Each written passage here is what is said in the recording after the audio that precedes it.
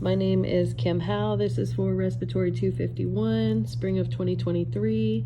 I'm doing my checkoff on ventilator graphic interpretation. So we'll look at my patient's chart. I'm going to check their name, date of birth, and MRN number. I am looking at my physician orders, chief complaint, code status, chest x-rays, labs, and ABGs. I will wash my hands, put on some gloves, test my ambu bag, grab any other equipment that I may need, goggles, stethoscope, and then I will take my gloves off, go into my patient's room, introduce myself, and then I will wash my hands, put on some gloves, identify my patient, make sure their name, date of birth, and MRN number matches what I have on my chart. And then I would look at my patient's vent. So here we have the pressure time scalar. If the patient was air trapping, you would see auto peep. So that just means that it doesn't go back to the baseline. You would see it above the baseline. So here I wrote like little pressures that you can see that it would be like up here. So if the patient had no peep set on their vent, then they would, and they had a 5 of peep up here, then that would tell me that they have auto peep. Again, I would see that on my flow time scalar. So you could see down here, instead of it returning back to baseline, the breath would start before the baseline. So it would start way down here. In my volume time, the volume would not return back to baseline. It would just be at up here. Okay. In my flow volume loop, the flow would not return back to baseline right here, and it would just continue going, and it would end on my y-axis. And because the flow is still being pushed out. And on my volume pressure loop, I would have trapped gas from breath stacking. So instead of it ending here, it would end over here.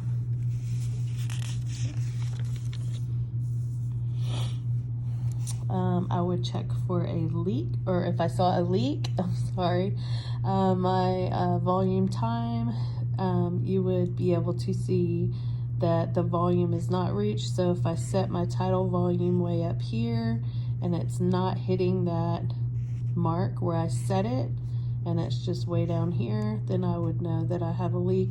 And I actually would see a leak in all of my excuse me, scalars. Again, my peak expiratory flow would be decreased because it would have a decreased return volume. And over here, the leak always would end on the x-axis instead of at baseline. Doesn't return back to baseline. And that is how you know the difference between a leak and air trapping. Over here, this would be my pressure time scalar. So again, like you would see a decreased pip. And then on my pressure volume loop, again, the volume doesn't reach to the 0 baseline, it just stops short.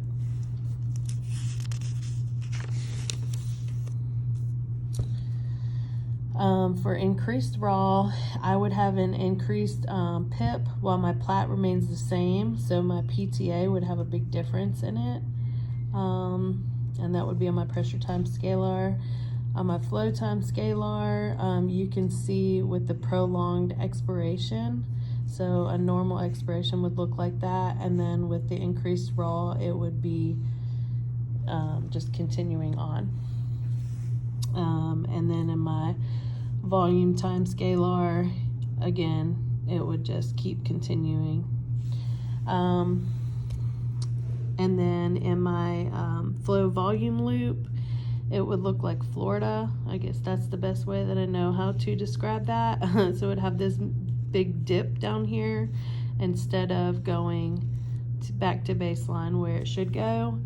On my volume pressure loop, so a normal one would be this black on the inside here, but then you would see with increased draw, you would see the hysteresis, so it's big and fat.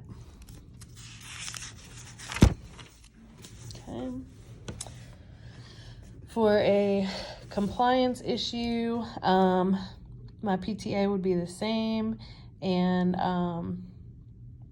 my plat would just continue to keep rising. And then in my volume pressure, again, this black line indicates a normal compliance, and if it was increased, it would be more in the upward position, and then if it's decreased, it would be more laying flat. So my breath types, for spontaneous, like CPAP mode, it would be the sine wave. For pressure support, my pressure time would be constant and my flow time would be decelerating. For pressure control, my pressure time would be constant, and my flow time, I'm sorry, this is confusing, my flow time would be decelerating.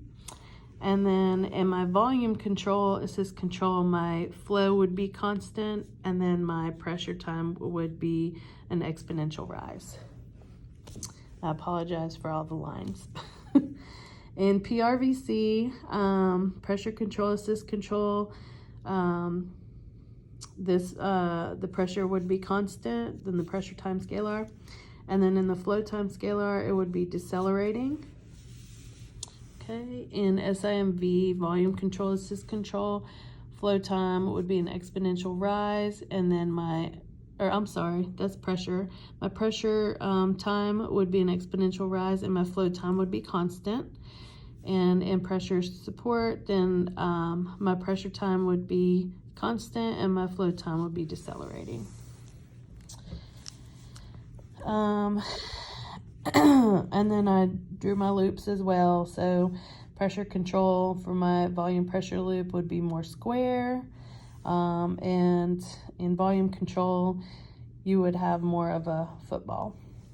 And then for mandatory, it would be like a football here. And then spontaneous, my breath would be going clockwise. Okay, so for flow asynchrony and my pressure time scalar, this would be how a normal flow would look. It would just go straight up. But when you're flow starved, it has this dip in here. And then for my flow time scalar, you can also see it there. This dip in the top, that would mean that the patient's air hungry. And my volume pressure loop, you can clearly see that this dips in, so that's also indicative of flow starvation. And then on my flow volume loop, you can also see the dip. Okay. In my volume pressure loop, you can see there's a bird beak here. That's for over distension. Okay. And then in the pressure time scalar, you can see the little spike at the end, which is active exhalation for over distension. For ringing, in my pressure time scalar, you would see like this little Bart Simpson hair here. So you would just see like these squiggly lines throughout for ringing. That could mean that patient has secretions, needs to be suctioned, or it could be that something is vibrating the tube like against the bed. So you would have to look into that.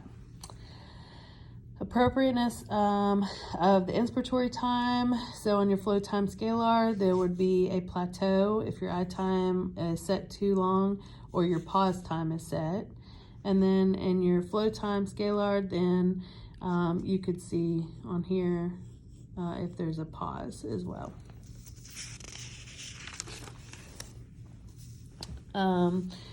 For For trigger ID asynchrony, in the flow time scalar, you would see this big negative deflection down here. That means that the patient's pulling, it's not sensitive enough. You would also see that over here. This large negative deflection because the patient's trying to initiate the breath, but they can't. And then in my volume pressure loop, you would also see that here. It looks like a big fishtail. They're not able to, they're trying to pull to get a breath and they're not able to. And then you have auto cycling, and which is auto triggering, which is missed breaths. For active exhalation, you have your volume time scalar, so you would see that it dips below the baseline on each of those. And then in your flow volume loop, your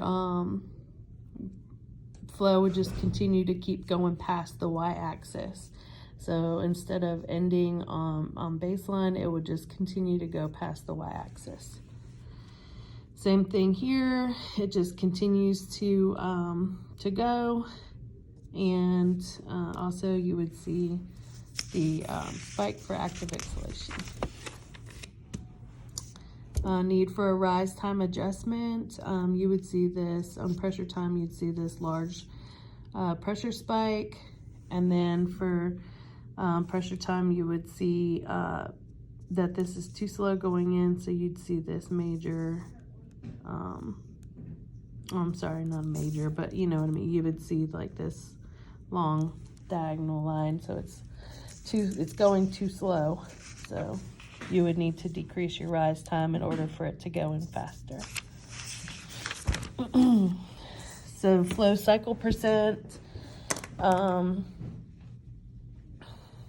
if your flow cycle percent is like higher, then it stops your breath sooner.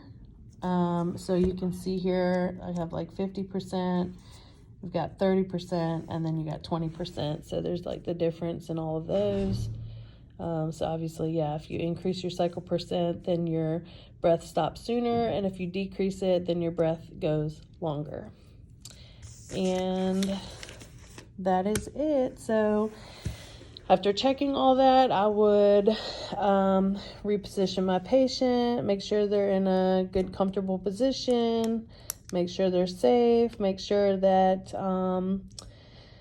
everything looks good with their vitals, their vent looks good, and then I would take my gloves off, wash my hands, and chart my procedure.